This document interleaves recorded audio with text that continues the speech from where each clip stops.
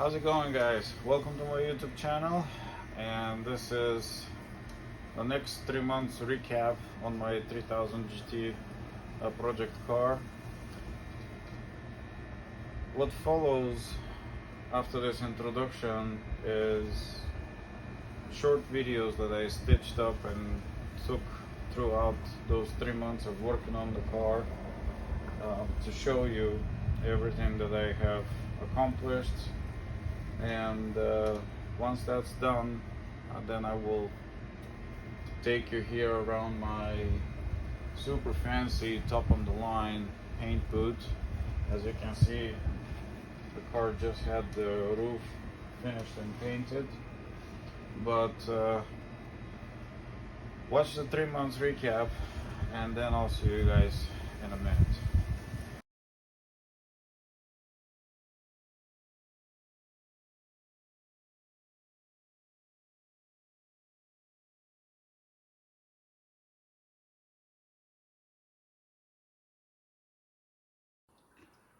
Well, this is it, guys. 3 hours later after work. It's almost 9 o'clock. Today is Friday. Stayed after work and disassembled and removed whatever I could. Tomorrow morning, I start removing transmission and then complete the engine, and I'm gonna start installing the new engine. It's sitting right over there. So yeah, that's in the process, but I think I'm gonna call it at this point. There's all the bits and pieces. We have some new stuff to install. These are replacement hoses for these intake hoses that go to the turbocharger. By the looks of it, they will fit quite well. So this will be a nice update. Also, we have these Mishimoto hoses, and also by the looks of it, those look pretty good. And also I have this wiring harness that will enable my high beam headlights to operate again, since I did the LED light conversion. And like I said on that particular video, the high-low beams in our cars are operated by ground, and that's not how the LEDs work. LEDs need power to be operated, not ground. So now that I have the radiator out, I will guide this wiring harness. Probably not gonna have time to go through and connect everything, but it will be just sitting in place. Something else interesting here, I have this Mishimoto radiator setup. I had this setup for a while. I wasn't too happy that they removed this as the big fan, the cooling fan, the primary cooling fan, and this one comes on whenever the AC is turned on.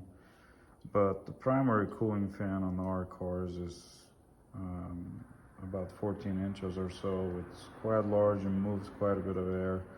And this replacement setup from Mishimoto, it just puts two same 10-inch fans. So I have this 14-inch fan to go in instead of this one. So this will take some time to trim this shroud and then drill holes to mount it. And I also, I think I mentioned on previous video, I kept the same setup with this resistor, and as you can see, resistor is mounted on the cooling fan, so it gets cooled by the fan as well.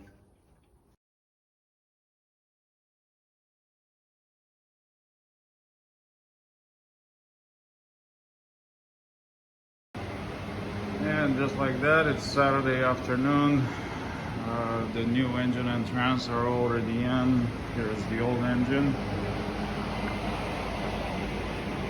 Came out. And this will be absolutely gone through. And it will go into another car. And I'm building for a friend of mine. But I just wanted to point out some things that we came across in the process of installing this engine. So I am installing a 4-bolt main engine with a 5-speed transmission, and one thing that I didn't think, I had to modify stuff in the process of bolting those two together, is this plate right here. The spacer plate between the engine and trans has to be clearanced here because the 4-bolt main pan sticks out further this way. So you can see how I opened it up here to clearance this on both sides. And also this bit of a shield here had to be opened up a little bit here in order to clearance.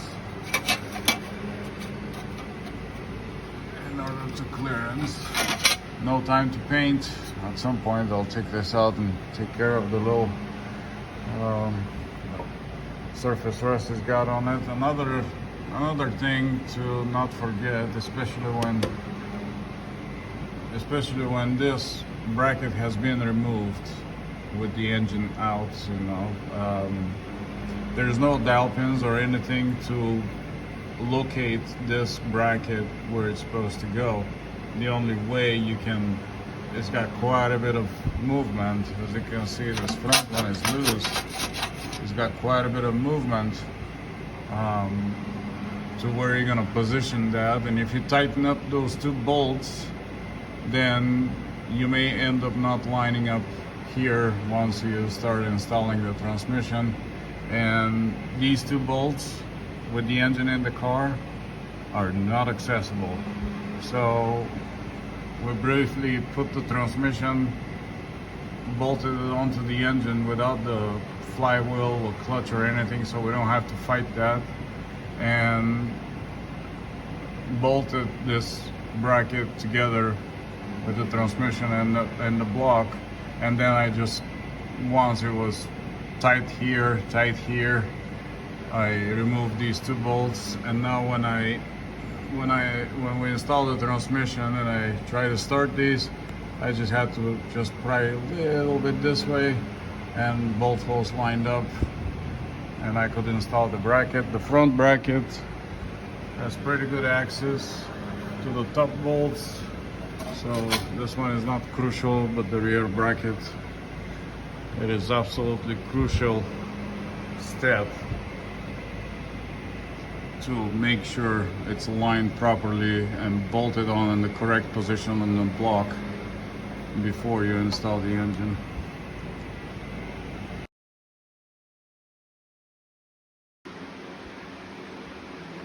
Well, this is it for today. Right now it's 8 o'clock Saturday, and I gave it all I had in me. This is how far I managed to put the engine together. I did quite a bit actually here. I also extended here the breather for the transmission. For whatever reason was overflowing from the breather, so I'm just gonna extend it and just bring it up. I got quite a bit done. I had a little bit of a setback. Apparently there's a different injector wiring harness here throughout the years. I don't know if it matters whether it's turbocharged or not, but this little wiring harness I was picking out from stuff that I have. I'm like, oh, this one looks better than whatever I have. Apparently there is some kind of different way of controlling the injectors. This is a 4-pin connector, and this is a 6-pin connector for the rear 3 injectors. So I had to briefly remove the intake manifolds, plenum, and we'll just swap that one over from the old engine. So yeah, this is it for today. Everything on the bottom is put together, all the axles, downpipe is in, transfer case, angle gear is in. All the wires here, power steering pump is connected, belt is on. So right now I'm in the process of cleaning my tools and just start fresh in the morning. I'm gonna start installing all the intercooler piping and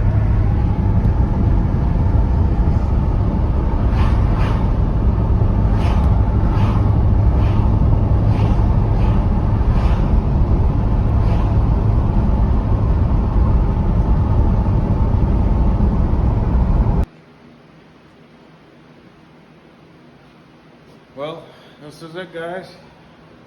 This is it. 6 months, 7 months, 8 months, whatever it took to rebuild this engine and do everything I had to do in order to come to this moment. I'm pretty tired, I'm nervous, I'm excited. I don't know what I am at this point. Started Friday afternoon to pull the old engine out, and today is Sunday 2:45. So I am ready. Engine has oil, cooling system is filled up, transmission, angle gear, everything is filled up. So yeah, don't listen to everything I say right now, because in moments like this,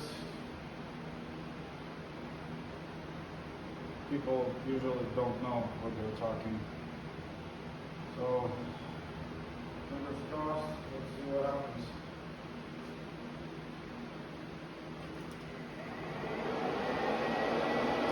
Let's start the case off.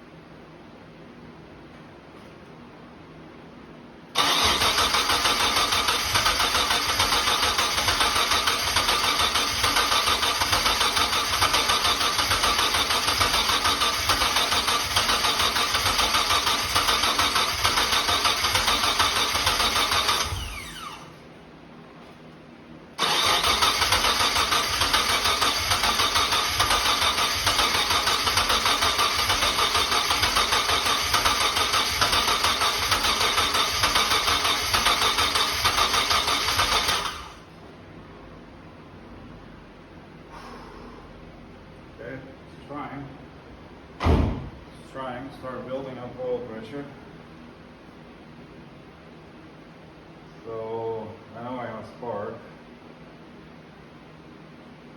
I know I have spark.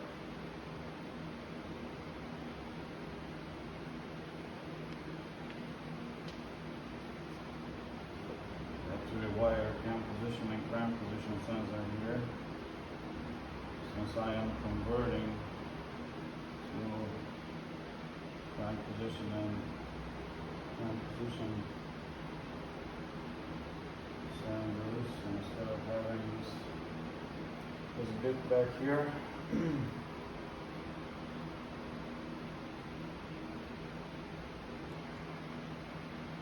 Okay.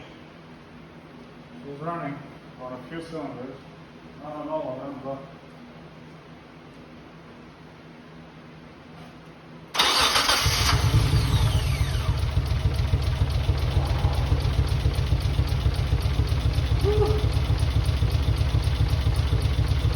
it's a start.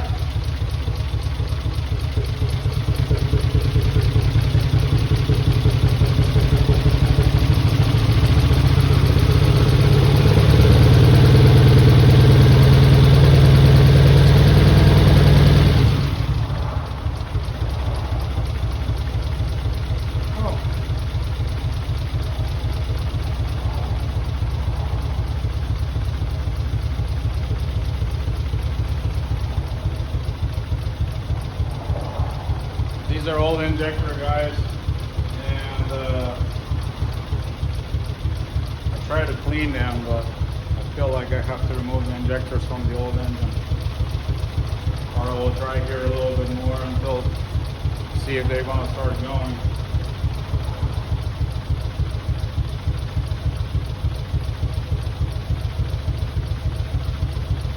How many cylinders? Maybe when things start warming up, they will start clicking again.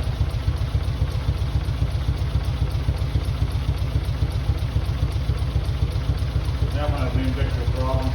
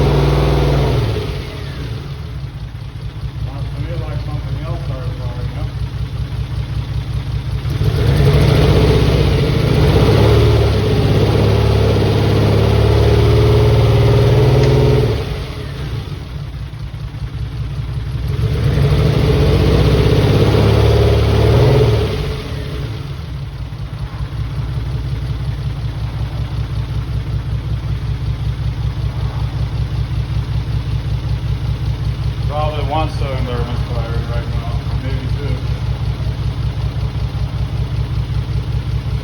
Take them around.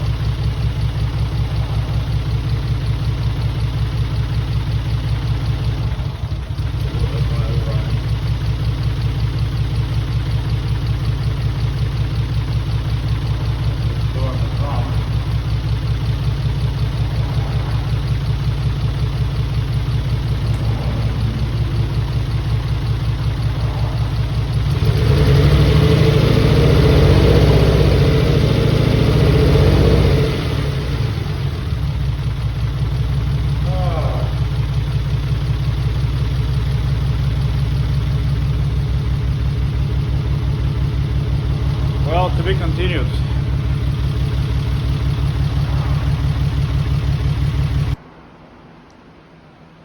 Okay, video 3.0.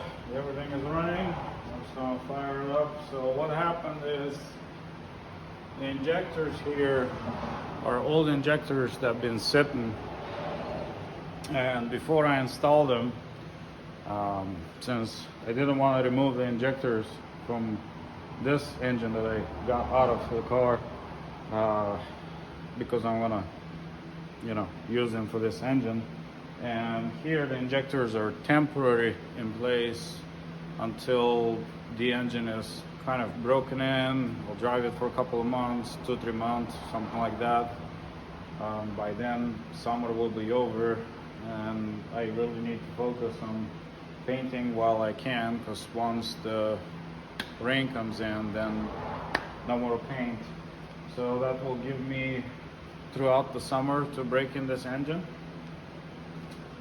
And after that's done, I will install bigger injectors and I will upgrade the fuel pump so we can turn this baby up. But here it is, running on all 6 cylinders.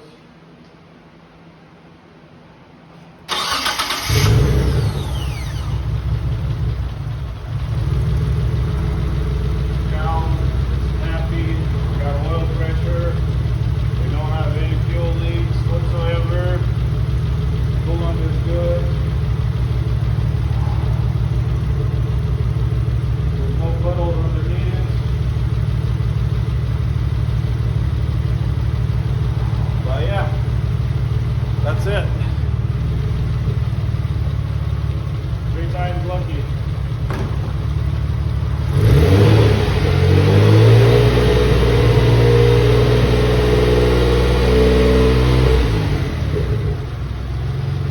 No odd noises or anything of this kind. Engine sounds pretty good. Oh God, guys.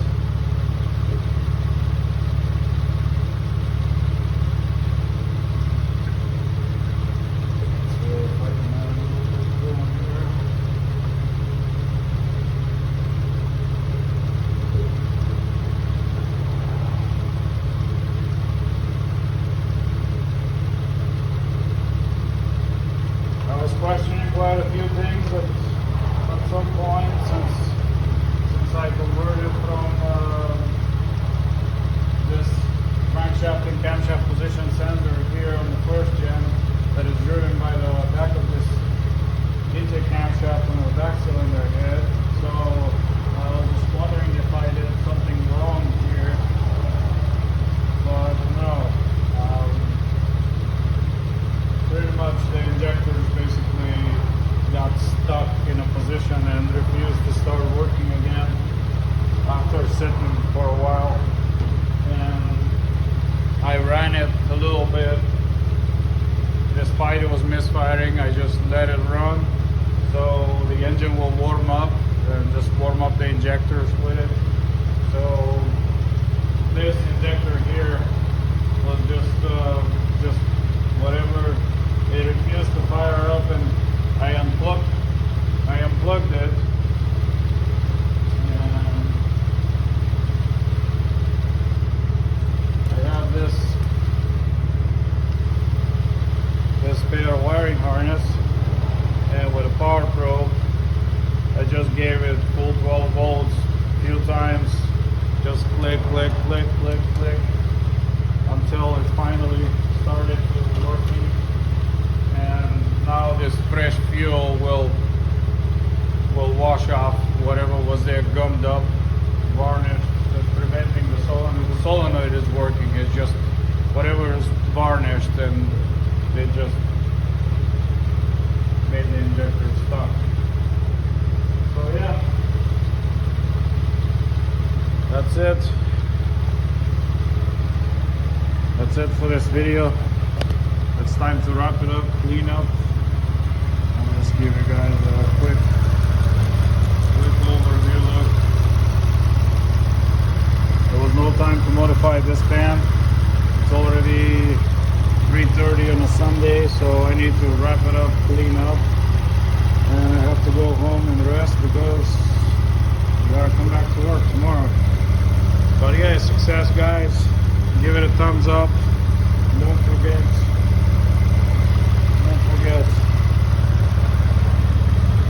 It's really nice. It's really, there's nothing like it to spend months or even years building something and finally seeing the fruits of your labor. Just listen to how quiet this is. There's no ticking, there's no abnormal noises, everything seems to be very happy here. My gauges are currently disconnected as far as the aftermarket gauges go, but we have temperature is good, oil pressure is good, voltage is good. Okay, I'll leave it at that for now, and I'll see you later. Bye.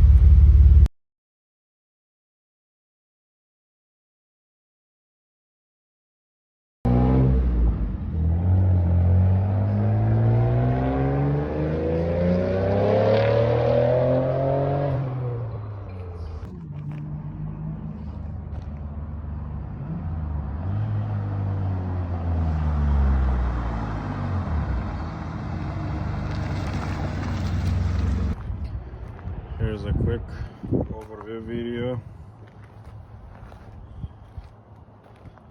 Finally, I get to make a short video, show you guys what it looks like on the sun.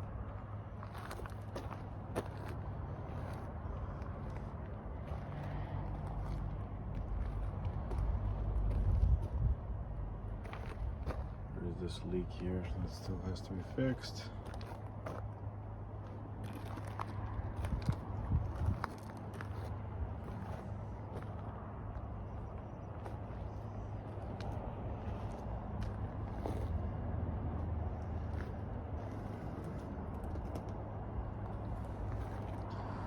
Very nice, rich flakes.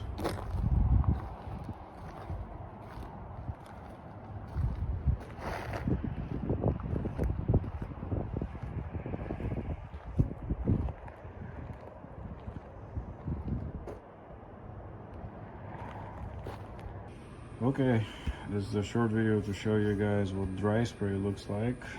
This is horrible clear coat finish. This happened because the clear coat gun was not adjusted properly, and it wasn't spraying right. And even if I stayed here and try to make this to be less rough, it will just make it run. So it took a few tries until I adjusted the gun properly, but by then it was too late to fix this. So now I'm sanding down the clear coat until it gets to this point, and I will re-clear this panel. And when you're sanding down clear coat for re-clearing, I like to put red Scotch Brite on the back of this 600 grit sandpaper and just sand it. We already know that the panel is straight. There's no need to use a block here. You just may end up cutting through the clear coat. So just like that, it's enough. Using the stiffness of the sandpaper and the Scotch Brite is enough to just get rid of this structure finish, so I can re-clear this. Just finish re-clearing all the ground effects and pieces that fit on the bottom of the doors. Everything turned out pretty good, minus a few runs here and there. The runs are here inside those vents. It's really difficult to paint all around and not have kind of a structural grain like orange peel on some of the surfaces.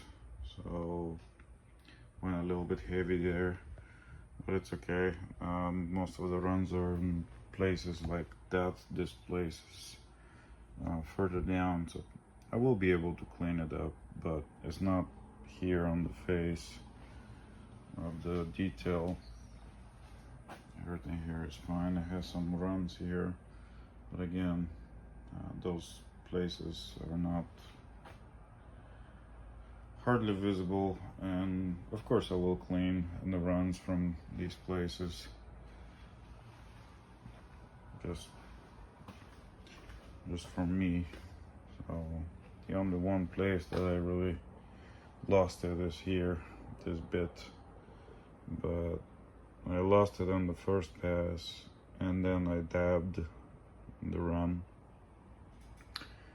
and this is now, I put 2 coats of clear, so this should be enough to clean this up. Just the idea is to flatten it a little bit so it's not an actual run. And there's here. Again, this is in a place that it's not visible unless you're laying down on the floor and looking up. So, of course, it's kind of difficult, but I will sand that down and buff it. We'll see what kind of a round buffing pad of some sort I have something, but I never really used it for that purpose. Like a cone shaped buffing pad. And these guys here, of course, when they're flat, there's no runs. However, there's garbage, which again, nothing scary. Everything will be cut with 2000 grit sandpaper and buffed. So none of these things will be visible. I don't know if you guys can tell. I mean, it's quite a few. It's quite a few nibs. A lot of dirt and painting in the tent, but it turned out great. You have nice structure, nice clear coat finish, good flow. And this is now a short video to show you guys the roof work I've done. Nothing, oh my god, just a little dings here and there that needed to be fixed. This is now ready for primer. And I also worked a little bit on this door where I had this big run. I used a razor blade method to kind of scrape the run down and flatten it, which actually makes life a lot easier instead of trying to flatten this round run. Now it's flat, and this is what you have to do. You just tape the ends of the razor blade. I ran the tape twice over the edge of the blade and just use the edges as a guide and just scrape the middle until it's now flat-ish. And now I'm gonna sand it with probably 1500 and then 2000. And this is now what the door looks like after the run's been sanded down. Started with 1200 and 1500 grit sandpaper, just where the run was. Here was the worst, and here. And try to stay, if you guys ever fix runs, try to sand from the bottom up, because this is where you have the more clear, on top is thin. And it really helped to scrape this run with the razor blade first, so I don't have to try and flatten this round run. Usually by the time you make it flat, you take so much material off the side of it. But with this razor blade method, it worked really well. and this is now finished with 2000 grit sandpaper. And if you also like to have a look what this is gonna look like after it's been cut and buffed, you can wet it and look from the side, and if you see, the water will show you right away if you have any imperfections in the clear coat. Let's say it looks like it's flat, but once you wet it, you see it actually has like a raised section here where the run was. And here's now the roof. I sprayed with sealer. I put 3 coats of sealer here after I was happy with the Bondo work, and at the same time I taped around this area in our cars that it's normally kind of like a gray. I don't really know exactly what color this is supposed to be, since most of the cars have this a bit faded to really light gray. On my car this is gonna be flat black, and now I'm ready to spray the flat black. I'm just gonna show you how much of a dirty job sanding this sealer is, and just wanted to show you guys how the roof looks like.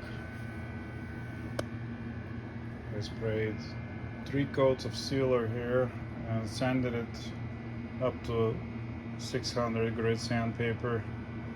As you can see, this broke through the first coat, second coat, and I can't tell if this is the 3rd coat, but anyway, this is now ready.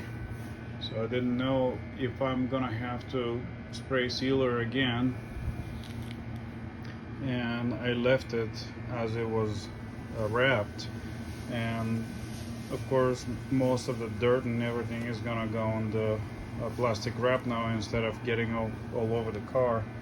And if I had to apply sealer here again, then I could just blow the dust real quick and just spray sealer again instead of having to wrap the whole car again, which is very time consuming. Here is this section. I sprayed flat black, but we'll show you more of the car on the kind of a recap after this mashup of videos that I made throughout the last 3 months. So just to tell you how I achieved this finish. First, with this big long block with a 320 grit sandpaper, just block the whole roof until it's completely flat. Of course, where there was a Bondo, it always is a low spot, and when I'm applying the sealer, I first spray just the Bondo parts and then apply one whole coat. Just the Bondo parts are always kind of lower. So after I'm done with this with 320, and I know for a fact that this is flat, there is no more reason to be blocking this whole roof. We know that now it's flat. Of course it has its curves here and some other places, so at that point I just take Scotch-Brite and put 400 sandpaper on top of it, and just use the stiffness of the Scotch-Brite and the stiffness of the sandpaper without any pressure. Just sand the whole roof again in a crosshatch motion. This just unifies the detail. Like I said, it's no longer necessary for us to be cutting and reshaping this roof. It's already been reshaped with 320 with this long block right here. So from 400 and red Scotch-Brite, I moved to gray Scotch-Brite and 600. Of course, I would cut this in half and this about this big piece.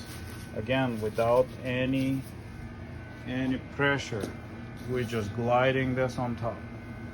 It's gliding on top. We're just trying to get rid of the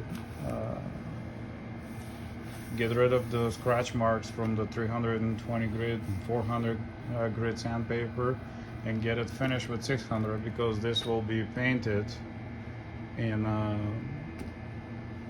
single stage black, and I decided to actually clear coat it after it's somewhat cured. So 600 finish, and then just with this Scotch-Brite pad, again, no pressure, just glide on top. We're just trying to get rid of, trying to just refine the finish, and this is now perfectly smooth and flat. And here's something in the paint process that never gets appreciated, and that's the hours you spend packing a car, so you don't get overspray. Spend a good couple hours here just outlining the roof and the trunk jam. So everything is packed properly, and now I'm ready to start degrease all the paint, all the surface that needs to be painted, and start painting. All right, now you guys are almost caught up to date.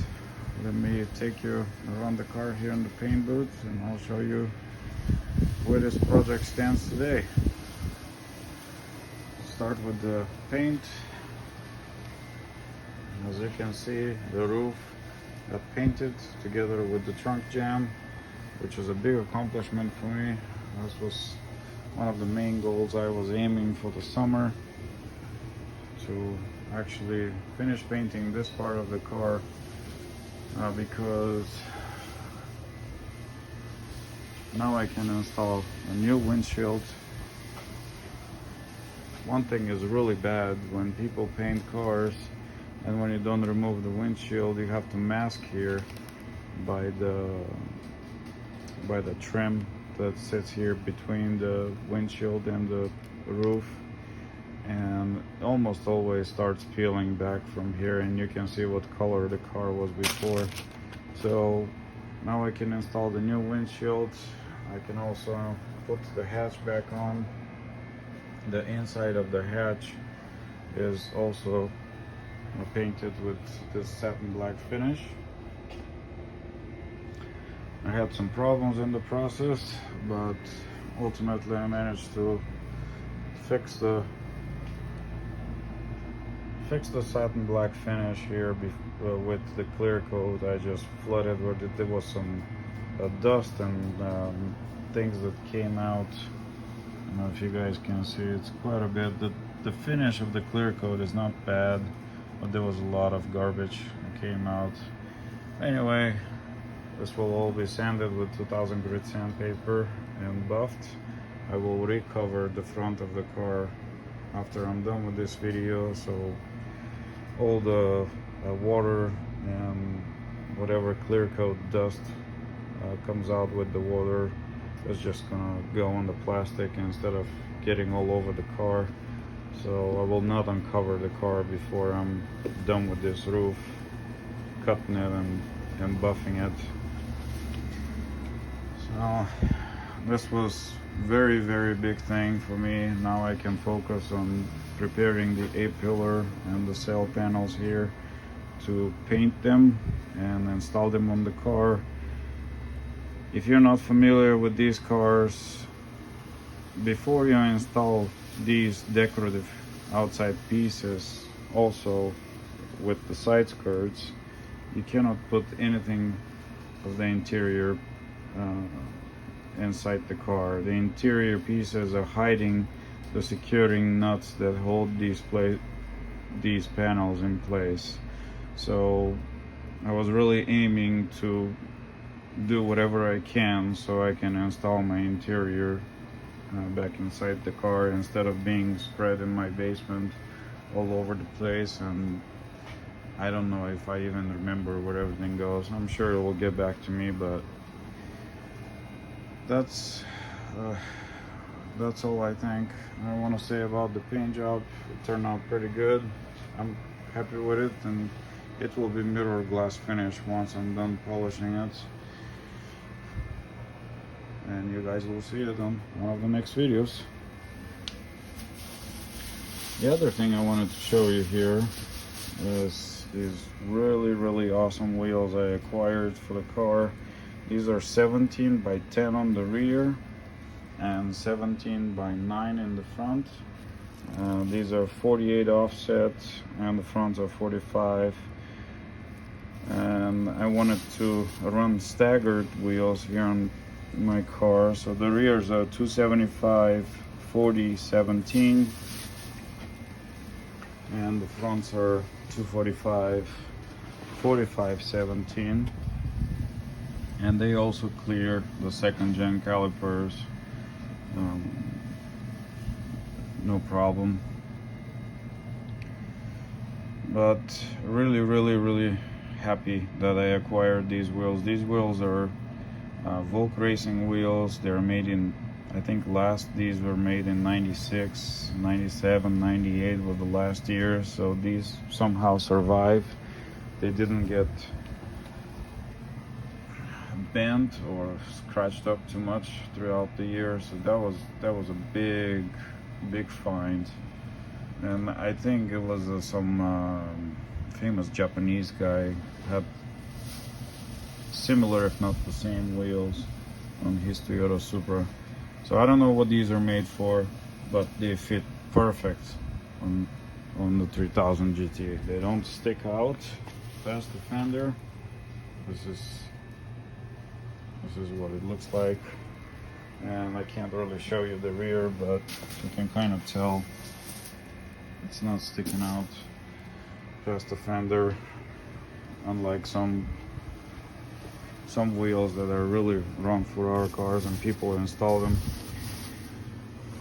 So what happened here with the engine, in one of the videos there when I'm first starting the engine, I noticed I have exhaust leak, and unfortunately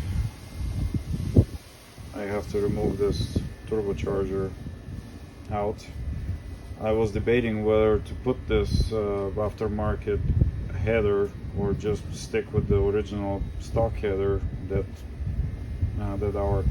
these cars acquire, but anyway, decided to put this header, and now I'm suffering because of it. I had to severely modify it in order to make everything fit around it. I had to cut a flange from a stock header and weld it in place. I had to put this in a mock-up block and weld the flange, make sure that puts the turbocharger in the correct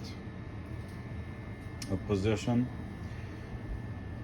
However, it's not sealing properly at the cylinder head, so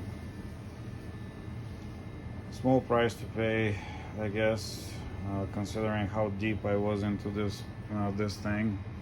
Also, the other thing that happened the next day after the car ran fine on all 6 cylinders, I went and took it for a drive, and one of the injectors failed and refused to fire up again. So I was forced to remove the injectors from the engine that was in here and install those temporary until I'm ready to install the bigger injectors. I also wanted to say that these things fit really well if you're considering updating the rubber inlet tubes that go to the mass airflow. Those fit very well. Also, these Mishimoto hoses fit very well. And I also installed a MAC valve here. and I purchased this Mac valve holder bracket off of Amazon. This was probably $10–15, and I installed it on this kind of a rubber stand. It's got studs on both ends, so you can install this, make it like a soft connection so you don't hear this resonating through the body. I also routed the wiring in such way so it's out of the way. As you can see here, we have the throttle body, and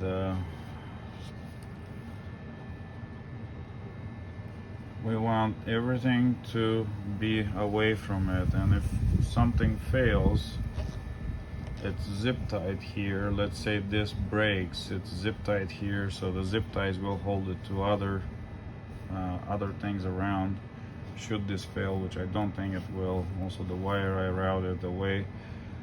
Ultimately I was just trying to give this throttle body space to operate, and if something fails it will not fall into it and jam it.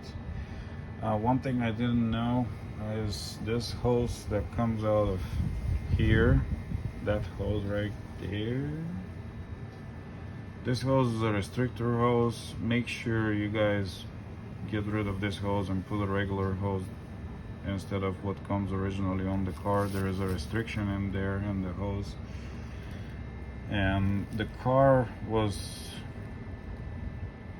getting to 18 pounds of boost, which is quite a bit, and I had to go to Larry to detune the car a little bit, basically change the duty cycle of this valve in order for the turbos not to be making that much boost, because they are reaching dangerous levels of boost with these injectors, with the stock injectors. So he adjusted that. I changed the hose that I missed to change, and now the car is reaching about 15 pounds of boost, which is perfect for the time being. What else I wanted to mention here? I also teed here. Since I'm not using the EGR, I wanted to use these two pipes. One of them is for the boost solenoid.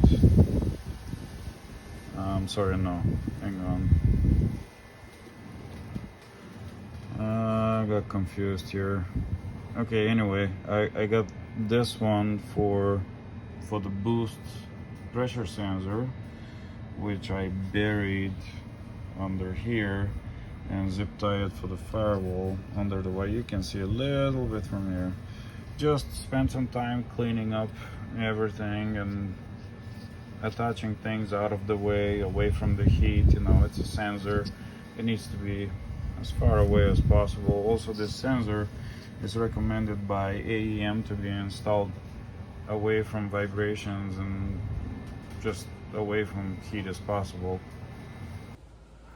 And now it's time to finish this video. I hope you guys enjoyed the footage. If you did, leave a like, subscribe, because if you don't, and you get this.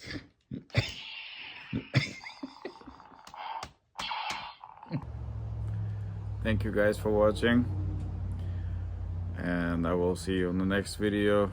I'm far from done with this car, but I promise you, when it's finally done, it will be unlike no other 3000 GT out there. If you still like to see a few more tips and tricks how to work on cars, just stay for the last 3 seconds of this video. Bye. Gonna show you how to quickly replace the battery on this key fob for you. Damn remote doesn't work.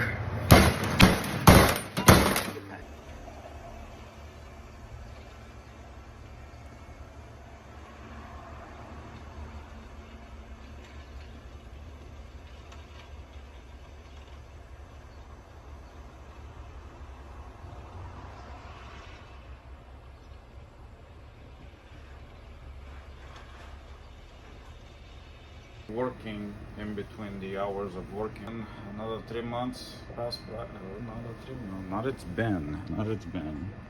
Of course it's done. How are you supposed to know? Gee. My YouTube channel, and why are you clapping hands? And this is why you clapping? The focus was no, shouldn't, no. Just do it. End of summer, secret. Guys, too much guys. Why?